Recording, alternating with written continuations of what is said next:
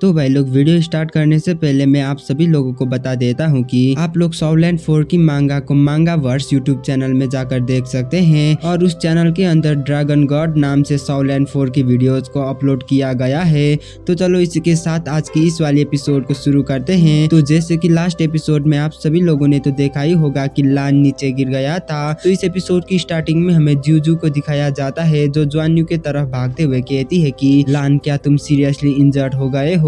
जूजू तो ऐसे ही लान के लिए काफी ज्यादा ही परेशान थी, जबकि इस तरफ लान राहत की सांस लेते हुए मन में कहता है कि फाइनली मैं जीत गया। मुझे स्टार्टिंग से ही पता था कि मेरी कल्टीवेशन की गैप कुछ ज्यादा ही बड़ा है, इसीलिए मैंने सिर्फ इनकमिंग अटैक को झेलते हुए ही प्लान बना पाया। मैंने रिपीटेडली ओपोनेंट की अटैक को इंड्योर किया है, लेकिन अच्छी बात तो ये है कि मेरी सिल्वर ड्रैगन और गोल्डन ड्रैगन ब्लड लाइन एक दूसरे को मदद कर रहे थे, इसीलिए मेरी हाफ इंजरीज की कोई भी इफेक्ट नहीं है। और तो और ये कोई भी नहीं बता सकता है कि मैंने लास्ट मोमेंट में ट्रिक को यूज करा था। मैंने लास्ट मोमेंट में जाओ बाओ को गोल्डन ड्रैगन बनने को कहा था और मेरी रियल बॉडी ह्यूमन फॉर्म लेकर कॉर्नर में छिप कर बैठा था। और जब जू यानमो अटैक करने की वजह से कमजोर हो गया था तो मैंने अपनी पूरी पावर से उसे अटैक कर दिया था। ये कहने के साथ ही लान वहीं पे बेहोश होता है, जिसे देखकर जूजू घबराते हुए कहती है कि लान, तुम मुझे मत डराओ, आखिर तुम्हें क्या हुआ है? जूजू तो ऐसे ही काफी परेशान थी और उसे इतना ज्यादा परेशान देखकर जाओ बाओ बाहर निकल कर आता है, लेकिन जाओ बाओ को और कोई भी लोग नहीं देख पाता, सिर्फ जूजू ही जाओ बाओ को देख पाता है। फिर जाओ बाओ बाहर निकल कर कहता है कि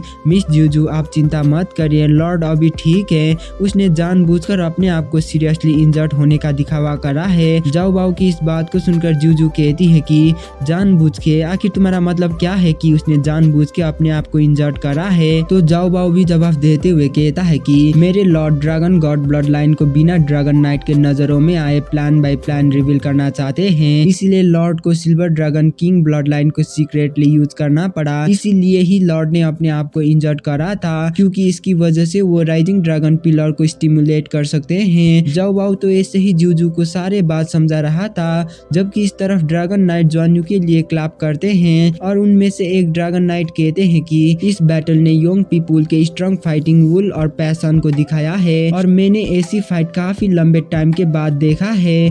फिर दूसरी ड्रैगन नाइट कहता है कि ये लड़की सच में काफी अच्छी है, कुछ लोग सच में काफी ज्यादा ही लकी होते हैं। फिर हमें दोबारा से ज्वान्यू और जूजू को दिखाया जाता है, जिसके आसपास कलरफुल एनर्जी आ रहे थे, जिसे देखकर उन चारों ड्रैगन नाइट काफी ज्यादा ही हैरान होते हैं और वो लोग ज्वान्यू के पास आकर कहते हैं कि जूजू, तुम पहले यहाँ से चले जाओ। और फिर वो सभी लोगों को कहते हैं कि दूसरी ग्रुप्स की लोगों, अब तुम लोग भी बैटल करना कंटिन्यू करो और हाँ, किसी भी लोगों को थर्ड एरेना में आने की परमिशन नहीं है, अब तुम लोग तुरंत ही यहाँ से चले जाओ। इन ड्रैगन नाइट की इस बात को सुनकर ऑडियंस काफी हैरानी से कहते हैं कि आखिर वहाँ पे क्या हुआ है? चारों ड्रैगन नाइट वहाँ पे जमा हो गए हैं, पक्का से ही वहाँ पे कुछ हुआ होगा।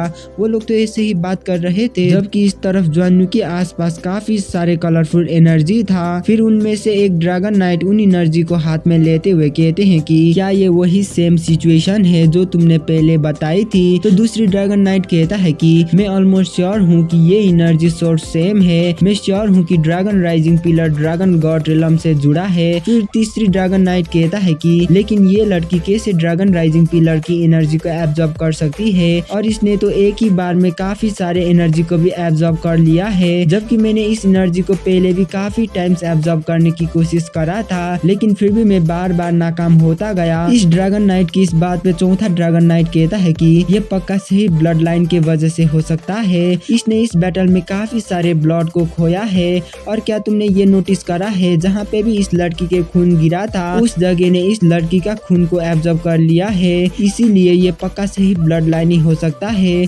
उसकी इस बात को सुनकर पहला ड्रैगन नाइट कहता है कि पहले के फाइट्स में भी ब्लड लाइन एब्जॉर्ब हुआ था, लेकिन उनकी ब्लड लाइन काफी स्लो तरीके से इस एरेना से एब्जॉर्ब हो रहा था, जबकि इस लड़की के ब्लड काफी तेजी में एब्जॉर्ब हो रहा है। वो लोग तो ऐसे ही बात कर रहे थे, जबकि इस तरफ ज्वान्यू काफी खतरनाक तरीके से एनर्जी को एब्जॉर्ब कर रहा था, जिसे देखकर येलो हेयर वाला ड्रैगन नाइट कहता है कि लेकिन क्या होगा अगर इसने इस जगह की सारी एनर्जी को एब्जॉर्ब कर दिया? तो इस ड्रैगन नाइट की इस बात को सुनकर पहले वाले ड्रैगन नाइट गुस्से में कहता है कि तुम्हारी इस गंदे मुंह को बंद करो, क्या तुम अंधे हो? क्या तुम्हें दिखाई नहीं देता? और क्या तुम्हें ये पता नहीं है कि ड्रैगन राइजिंग पिलर कितना बड़ा है? कुछ बोलने से पहले तुम अपने दिमाग को वो भी थोड़ा सा इस्तेमाल किया करो। इस ड्रैगन नाइट की इस बात को सुनकर वो येलो हेयर वाला ड्रैगन नाइट चुनौती देते हुए कहता है कि लो लान, क्या तुम मुझसे लड़ना चाहते हो? वो लोग तो ऐसे ही लड़ाई कर रहे थे, जबकि ये वाला ड्रैगन नाइट गुस्से में दोनों को ही कहते हैं कि सभी लोग चुप हो जाओ, बस तुम लोग वेट करो और देखो कि यहाँ पे क्या होता है। और भाई लोग इस ड्रैगन नाइट की ये कहने के साथ ही हमें ज्वान्यू को दिखाया जाता है, जो अपने मन में सोचता है कि इस कलरफुल एनर्जी को एब्जॉर्ब करने के बाद मेरी अंदर काफी बड़ा चेंज हुआ है और इन सालों में मेरी ड्रैगन गॉड की ब्लड लाइन पानी के बूंदे जैसे स्लोली चेंज हो रहा था, जबकि इस मोमेंट में हुआ चेंज काफी ज्यादा ही बड़ा है और इस एनर्जी को एब्जॉर्ब करने में मुझे काफी ज्यादा ही अनकंफर्टेबल फील भी हो रहा है। ये कहने के साथ ही ज्वान्यू थोड़ा सा मूव करने की कोशिश करता है,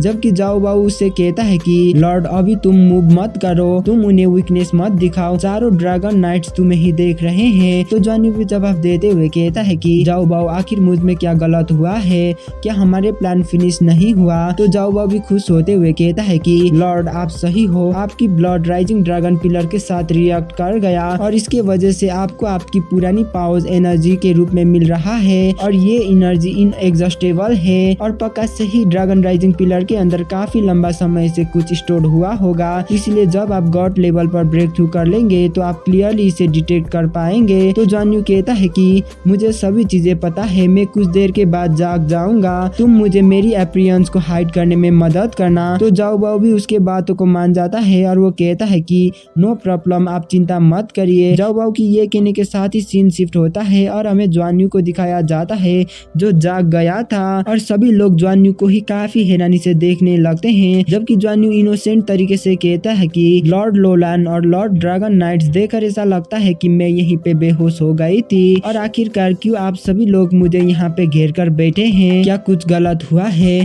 फिर ज्वान्यू अपने हाथों को देखते हुए कहता है कि आखिर इस कलरफुल एनर्जी को क्या हुआ है? सर ड्रैगन नाइट, क्या आप मुझे ये एक्सप्लेन कर सकते हैं कि आखिर क्यों मेरी आसपास की एनर्जी कलरफुल है?